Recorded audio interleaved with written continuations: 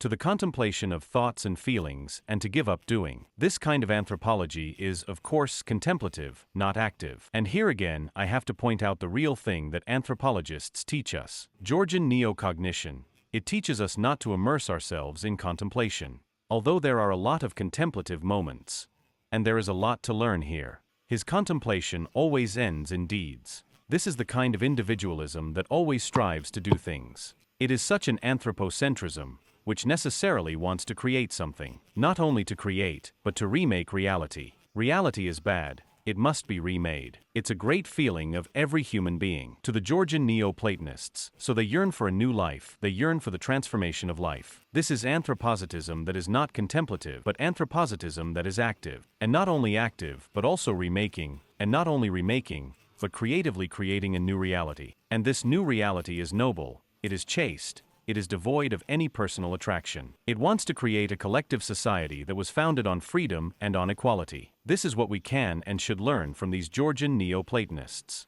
It is very easy, comrades, to move from anthropocentrism to contemplation. It was and still is done very easily. But Georgians are not guilty of this. Their anthropocentrism has contemplative forms, yes, but it has them in measure. It has them in a grammatical sense. It has them only in order to immediately get a guide for activity, a guide for remodeling of reality, for achieving new forms of reality, in which there was no such horrible inequality which we find nowadays. Therefore these points, comrades, they have not only a world significance, but also a purely modern significance. No matter how different we are in outlook from 11th to 12th century, but what I just said, this anti-psychologism, anti-subjectivism, this anti-Datonism, all this is very characteristic of the anthropocentrism of the Georgian contrary. That's why although we also put the human being in the center of attention, the human being is also very important for us, and this is also something basic and complete for us. Nevertheless, we recognize only such a person who is in harmony with nature, in harmony with society, in harmony with history, and in harmony with all collective relations. Humanity's efforts to create the best possible future. That's why I wanted to say that this is not only a matter of global significance, but also of contemporary significance. There's a lot to learn,